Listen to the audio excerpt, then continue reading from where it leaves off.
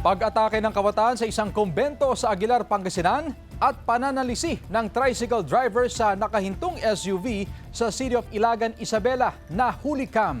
Balitang tinutukan ni CJ Torida.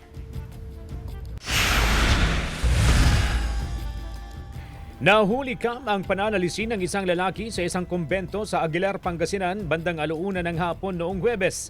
Sa kuha ng CCTV camera, makikita ang isang lalaki na nakasuot ng kulay orange na damit at palakad-lakad sa lugar. Hindi mapakali at sinusubukan na buksan ang pinto.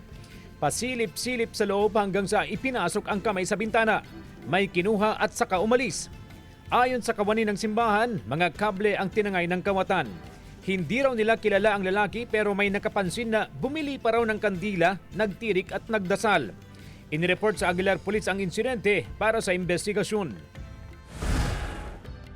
Nahulikam din ang pananalisin ng isang tricycle driver sa nakahintong SUV sa tapat ng isang tindahan sa Barangay Alibago, City of Ilagan, Isabela, hapon noong Pebrero 4. Ayon sa may-ari ng SUV, saglit lang siyang bumaba kaya hindi na raw niya nailak ang pinto ng kanyang sasakyan. Dito kumuha ng tiyempo ang tricycle driver at tinangay ang bag sa loob ng sasakyan. Naglalaman daw ang bag ng mahalagang cards, IDs at cellphone. Mabuti na lang daw at walang nakuhang malaking halaga ng pera ang suspect.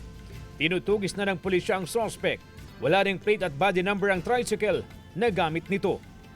CJ Torida, One North Central Luzon.